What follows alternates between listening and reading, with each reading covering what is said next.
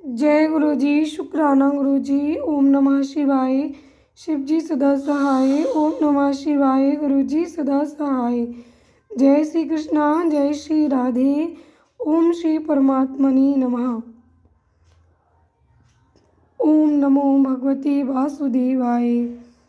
सभी संगत परिवार को मेरा जय गुरु जी। स्वागत है आप सभी का शिवा शिव मोटिवेशन चैनल पर।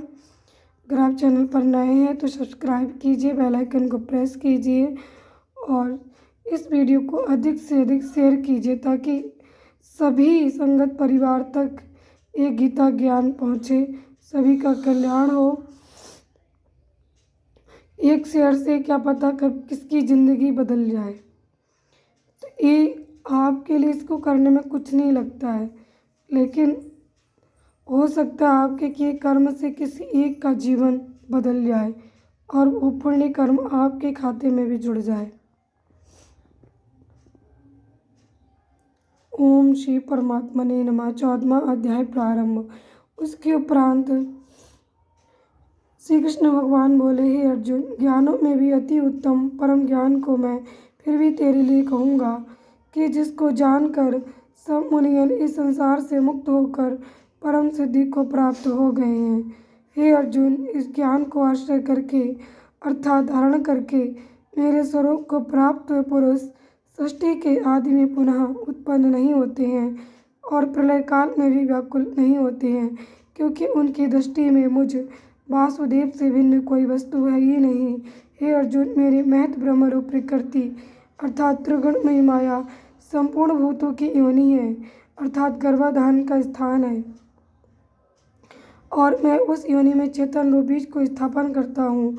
उस जड़ चेतन के संयोग से सब भूतों की उत्पत्ति होती है।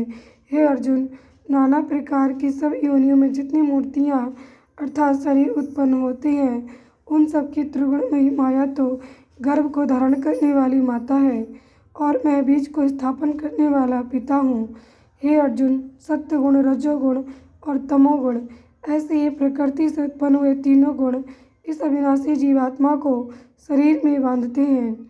हे निष्पाप, उन तीनों गुणों में प्रकाश करने वाला निर्विकार सत्वगुण तो निर्मल होने के कारण सुख की आसक्ति से और ज्ञान की आसक्ति से अर्थात ज्ञान के अभिमान से बांधता है। हे अर्जुन, राग रूप रज्जुगुण को कामना और आसक्ति से उत्पन्न हुआ जान वह इस जीवात्मा को कर्मों की और उनके फल की आसक्ति से बांधता है।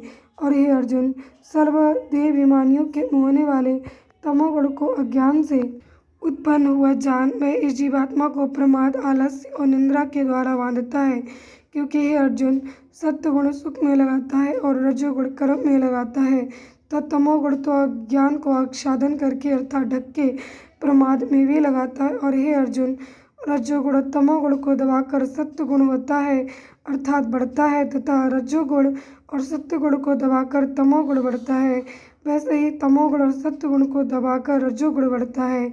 इसलिए जिस काल में इस देह में तथा अंतःकरण इंद्रियों में चेतनता और बोध शक्ति उत्पन्न होती है, उस काल में ऐसा जानना चाहिए कि सत्वगुण बढ़ा है। और हे अर्जुन, रजोगुण के बढ़ने पर लोभ और प्रवृत्ति अर्थात सांसारिक चेष्टा तथा सब प्रकार के कर्मों का स्वार्थ बुद्धि से आरंभ एवं अशांति अर्थात मन की चंचलता और विषय भोगों की लालसा ये सब उत्पन्न होते हैं। तथा हे अर्जुन, तमोगुण के बढ़ने पर अंतःकरण और इंद्रियों में अप्रकाश एवं कर्तव्य कर्मों में अप्रवृत्ति और प्रमाद अर्थात व्यर्थ चेष्टा और निंद्रादि अंतःकरण की मोहनी वृत्तियाँ ये सभी उत्पन्न होते हैं। हे अर्जुन, जब ये जीवात्मा सत्वगुण की वृद्धि में मृत्यु को प्राप्त होता है तब तो उत्तम कर्म करने वालों के मल रहित अर्थात दिव्य स्वर्गाधिक लोकों को प्राप्त होता है। रजोगुण के बढ़ने पर अर्थात जिस काल में रजोगुण बढ़ता है उस काल में मृत्यु को प्राप्त होकर कर्मों की आसक्ति वाले मनुष्यों में उत्पन्न होता है तथा तमोगुण के बढ़ने पर मरा हुआ पुरुष कीट पशु आदि मूढ़ योनियों में उत्पन्न होता है। क्योंकि सात्विक कर्म का तो सात्विक अर्थात सुख, ज्ञान और वैराग्य आदि निर्मल फल कहा है तथा राजस कर्म का फल दुख एवं तामस कर्म का फल अज्ञान कहा है। सत्वगुण से ज्ञान उत्पन्न होता है और रजोगुण से निसंदेह लोभ उत्पन्न होता है तथा तमोगुण से प्रमाद और मोह उत्पन्न होते हैं और अज्ञान भी होता है। इसलिए सत्वगुण में स्थित हुए पुरुष स्वर्ग आदि उच्च लोकों को जाते हैं और रजोगुण में स्थित राजस पुरुष मध्य में अर्थात मनुष्य लोक में ही रहते हैं। एवं तमोगुण के कार्य रूप निंद्रा प्रमाद और अलस्याद में स्थित हुए तामस पुरुष अधोगति को अर्थात कीट पशु आदि नीच योनि को प्राप्त होते हैं। हे अर्जुन, जिस काल में दृष्टा अर्थात समस्त चेतन में एक ही भाव से स्थित हुआ साक्षी पुरुष तीनों गुणों के सिवा अन्य किसी को करता नहीं देखता है, अर्थात गुण ही गुणों में वर्तते हैं, ऐसा देखता है और तीनों गुणों से अति परे सच्चिदानंद घन स्वरूप मुझ परमात्मा को तद्वत से जानता है, उस काल में वह पुरुष मेरे स्वरूप को प्राप्त होता है। तथा ये पुरुष इन स्थूल शरीर की उत्पत्ति के कारण तीनों गुणों को उल्लंघन करके जन्म मृत्यु वृद्धावस्था और सब प्रकार के दुखों से मुक्त हुआ परमानंद को प्राप्त होता है। इस प्रकार भगवान के रहस्य युक्त वचनों को सुनकर अर्जुन ने पूछा कि हे पुरुषोत्तम, इन तीनों गुणों से अतीत हुआ पुरुष किन किन लक्षणों से युक्त होता है और किस प्रकार के आचरणों वाला होता है। हे प्रभु, मनुष्य किस उपाय से इन तीनों गुणों से अतीत होता है।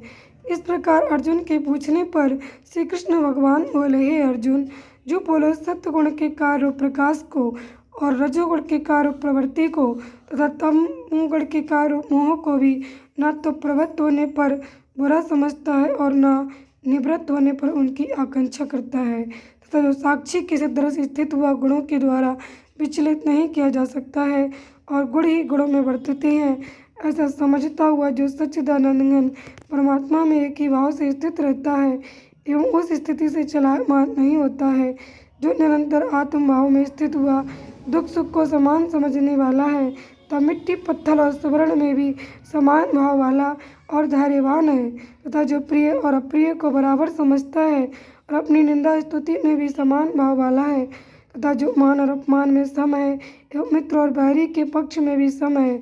इस संपूर्ण आरंभों में कर्तापन के अभिमान से रहित हुआ पुरुष गुणातीत कहा जाता है। और जो पुरुष अव्यभिचारी भक्ति रूप योग के द्वारा मेरे को निरंतर भजता है, वह इन तीनों गुणों को अच्छी प्रकार उल्लंघन करके सच्चिदानंद घन ब्रह्म में एक ही भाव होने के लिए योग्य होता है। हे अर्जुन, उस अविनाशी परब्रह्म का और अमृत का तथा नित्य धर्म का और अखंड एक रस आनंद का मैं ही आश्रय हूँ, अर्थात उपर्युक्त ब्रह्मा अमृत अव्यय और शाश्वत धर्म तथा एकांतिक सुख, ये सब मेरे ही नाम है, इसलिए इनका मैं परम आश्रय हूँ। इति श्रीमद्भागवत गीता रूपी एवं ब्रह्म विद्या तथा योग शास्त्र विषयक श्री कृष्ण और अर्जुन के संवाद में गुणत्रय विभाग योग नामक 14वां अध्याय समाप्त। जय गुरु जी, शुक्राना गुरु जी, अनंतम शुक्राना। ओम नमः शिवाय, शिव जी सदा सहाय। ओम नमः शिवाय, गुरु जी सदा सहाय। कल हम सभी संगत जी श्री गीता जी के 15वें अध्याय का महात्म्य श्रवण करेंगे। आप और आपका परिवार सदा स्वस्थ सुखी समृद्ध रहे, यही मेरी कामना है, क्योंकि जितने भी लोग शिवा शिव मोटिवेशन चैनल से जुड़े हैं, बस मेरी एक ही अरदास है गुरुपा से कि सभी के घर में सुख शांति समृद्धि रहे और सभी का जीवन निरंतर प्रगति की ओर आगे बढ़ता रहे, सभी अपने करियर में आगे बढ़ें, जीवन में सही दिशा मिले, कभी इधर उधर ना भटकें। और सबसे बड़ी चीज़ कि जितने भी लोग इस चैनल से जुड़े हैं उन सबकी हेल्थ अच्छी रहे, सभी के घर में हमेशा खुशियाँ रहें, रौनक लगी रहे। जय गुरु जी, शुक्राना गुरु जी। जय श्री कृष्णा, जय श्री राधे।